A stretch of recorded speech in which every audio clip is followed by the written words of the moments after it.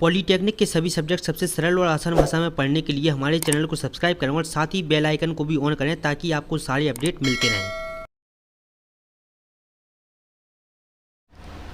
तो नमस्ते दोस्तों, स्वागत है आप सभी लोगों का आपके अपने YouTube channel dream India polytechnic में। आज का वीडियो लेक्चर हमारा पॉलीटेक्निक 4th सेमेस्टर के स्टूडेंट्स के लिए है और आज का जो हमारा सब्जेक्ट है वो है पावर प्लांट इंजीनियरिंग। देखिए, लेसन फर्स्ट जो कि हम स्टार्ट कर चुके हैं। इसके पहले वाले वीडियो लेक्चर में हमने आपको पावर प्लांट इंजीनियरिंग के बारे में थोड़ा सा इंट्रोडक्शन दिया था और साथ ही साथ आपके कितने लेसन हैं, कौन कौन से लेसन हैं, इन सभी के बारे में जो कि बताया जाता है। इंट्रोडक्शन वीडियो जिन लोगों ने नहीं देखी है तो वो जल्दी से जाकर देख लें।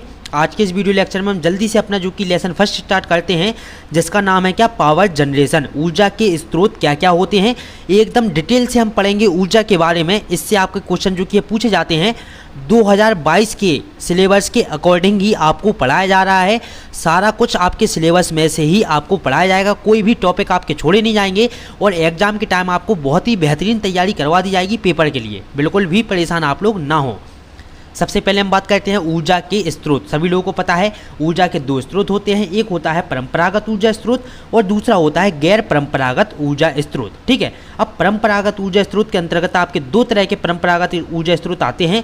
पहला आता है परंपरागत अनवीनीकरणीय ऊर्जा स्रोत, दूसरा आता है परंपरागत नवीनीकरणीय ऊर्जा स्रोत। देखिए, परंपरागत ऊर्जा अनवीनीकरणीय ऊर्जा स्रोत क्या होते हैं, अधिकांश जीवाश्म ईंधन भूमि के अंदर पाए जाते हैं। ठीक है, जो जीवाश्म ईंधन भूमि के अंदर पाए जाते हैं उनको हम परंपरागत अनवीनीकरणीय ऊर्जा स्रोत कहते हैं। जैसे कि आपका लकड़ी, ठीक, जैसे कि आपका लकड़ी तो नहीं, जैसे कि आपका कोयला, तेल, प्राकृतिक गैस, इन सभी के उदाहरण हैं। अब हम बात करते हैं परंपरागत नवीनीकरणीय ऊर्जा स्रोत के बारे में। देखिए, भूमि के ऊपर जीवाश्म ईंधन के रूप में पाए जाने वाले ऊर्जा स्रोत परंपरागत ऊर्जा स्रोत पाए जाते हैं। सीधा सा समझें, जो ऊर्जा स्रोत धरती के नीचे पाए जाते हैं उनको कहते हैं हम क्या, अनवीनीकरणीय ऊर्जा स्रोत परंपरागत। ठीक है, और जो भूमि के बाहर पाए जाते हैं उनको क्या कहते हैं हम, परंपरागत नवीनीकरणीय ऊर्जा स्रोत। देखिए, ठीक, इसके अंतर्गत आपके क्या क्या आते हैं, लकड़ी, कोयला, कृषि, वनस्पति अपशिष्ट, लकड़ी का चारकोल आदि इसके उदाहरण हैं।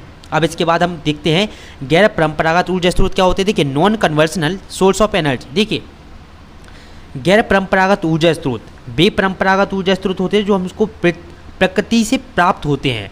प्रकृति से प्राप्त होने वाले ऊर्जा स्रोत को हम गैर परंपरागत ऊर्जा स्रोत कहते हैं। जैसे कि सौर ऊर्जा, जलीय ऊर्जा, पवन ऊर्जा, नाभिकीय ऊर्जा, हाइड्रोजन ऊर्जा, भूतापीय ऊर्जा, जैव ऊर्जा, ज्वारीय ऊर्जा, जैव ईंधन, जीवाश्म ईंधन, बायोमास और बायोगैस। अगर इन 12 में से आप 5 भी लिख देते हैं अपने एग्जाम में तो आपका एग्जामिनर आपको 5 में से 5 नंबर पूरे देगा। ठीक है, बिल्कुल भी आप लोग जो कि है परेशान ना हो। सिलेबस की आप लोग बिल्कुल भी टेंशन ना ले। कम समय में ज़्यादा सिलेबस और ज़्यादा मेहनत और ज़्यादा रिवीजन आप लोगों का होगा। बिल्कुल भी आप लोग परेशान ना हो। और एग्ज़ाम के टाइम अगर आप लोग नोट्स नहीं बनाते हैं अभी से, तो एग्ज़ाम के टाइम हम आपको नोट्स भी प्रोवाइड करा देंगे। तो बिल्कुल भी आप लोगों को परेशान होने वाली बात कोई भी नहीं है। अब बात आती है कन्वर्शनल एनर्जी सोर्स, परंपरागत ऊर्जा के स्रोत। देखिए, परंपरागत ऊर्जा के स्रोत 3 होते हैं। पहला होता है जीवाश्म ईंधन, दूसरा होता है जलीय ईंधन और तीसरा होता है पवन ईंधन। ठीक, पवन ऊर्जा, जीवाश्म ऊर्जा, आपका जलीय ऊर्जा और पवन ऊर्जा।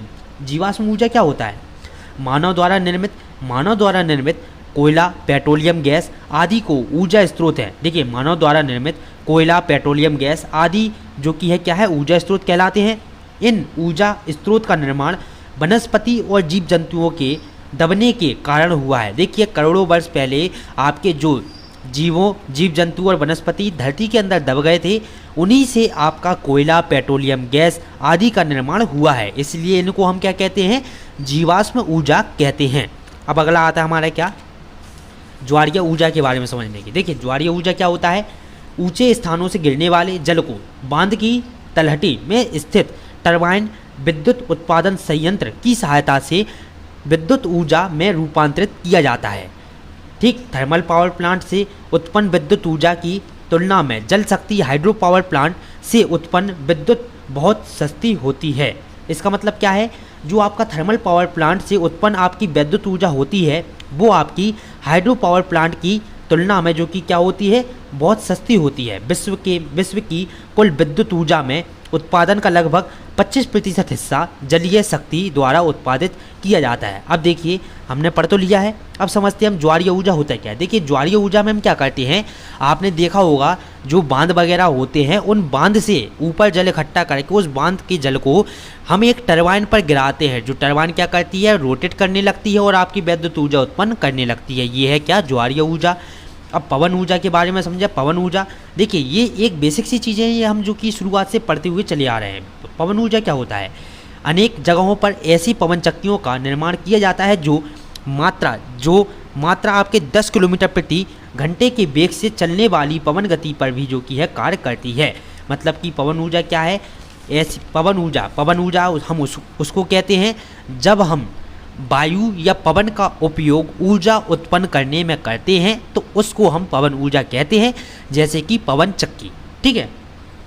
दूसरा आता है नॉन कन्वर्शन एनर्जी सोर्स। अपरंपरागत ऊर्जा के स्रोत क्या क्या होते हैं, देखिए सौर ऊर्जा होता है, सोलर वाटर हीटर होता है, सोलर सिस्टम होता है, सोलर ड्रायर होता है, सोलर कुकर होता है, बायोगैस, ज्वारीय ऊर्जा, हाइड्रोजन, भूतापीय ऊर्जा, एल्कोहल और महासागरीय ऊर्जा। देखिए इन सभी टॉपिक के बारे में हम डिटेल से बात करेंगे। जो आपका ईसी सब्जेक्ट है एनर्जी कन्वर्जन, उसमें हम इन सभी टॉपिक के बारे में डिटेल से बात करेंगे। अब इसके बाद देखिए अगला टॉपिक जो हमारा आ जाता है most important type of power plant.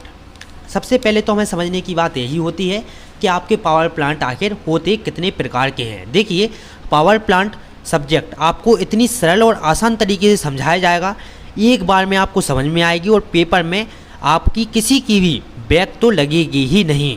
ठीक, अगर आप हमारे अकॉर्डिंग पढ़ते हैं इधर पर जो कि है पर डे आप क्लास ज्वाइन करते हैं तो आपकी बैक तो 100% जो कि है आएगी ही नहीं, और साथ ही 30 से 40 नंबर आपको अच्छे से आने में बहुत ही ज़्यादा आसानी होगी। देखिए सबसे पहला आपका टाइप जो होता है पावर प्लांट का वो होता है थर्मल पावर प्लांट, दूसरा होता है गैस पावर प्लांट, तीसरा होता है हाइड्रो पावर प्लांट, चौथा होता है IEC पावर प्लांट, पाँचवा होता है न्यूक्लियर पावर प्लांट, छठवां होता है सोलर पावर प्लांट और आपका सातवां होता है डीजल पावर प्लांट। अब यहाँ पर जो मोस्ट इम्पॉर्टेंट चीज़ लिखी हुई है उसको हम पढ़ेंगे कि सभी पावर प्लांट का मकसद एक ही होता है, क्या, बिजली उत्पन्न करना। आपके जितने भी पावर प्लांट आप पढ़ रहे हैं इन सभी का एक ही मकसद है, क्या, बिजली उत्पन्न करना। ठीक है। तो अब इसका जो अगला वीडियो लेक्चर आएगा उसमें हम पढ़ेंगे किसके बारे में, थर्मल पावर प्लांट के बारे में। देखिए देख सकते हैं आप थर्मल पावर प्लांट के बारे में अच्छे से आपको बताया जाएगा, चित्र सहित आपको दिखाया जाएगा, तो बिल्कुल भी आपको परेशानी नहीं होने वाली है समझने में। तो बिल्कुल भी आप लोग परेशान ना हो सब्जेक्ट को लेकर, बस आप लोग पर डे जो कि क्लास देखते चलें और वीडियो को शेयर जरूर से करते हुए चलें। तो चलिए नमस्ते, मिलते हैं अब अगले वीडियो लेक्चर में अगले किसी टॉपिक के साथ। ठीक, अब आपके जो कि है आपका transmission, power plant, energy conversion, communication, 4th semester के सभी सब्जेक्ट आपको हमारे चैनल पर पढ़ाए जाएंगे। तो बिल्कुल भी आप लोग परेशान ना हो, यहाँ वहाँ आप लोग ना भटकें, हमारे चैनल को सब्सक्राइब करके रखें। जल्दी ही प्लेलिस्ट आप लोगों की जारी की जाएगी और साथ ही सभी वीडियो लेक्चर आपको पर डे हर सब्जेक्ट का एक वीडियो लेक्चर आपको जल्दी ही जल्दी देखने को मिलेगा।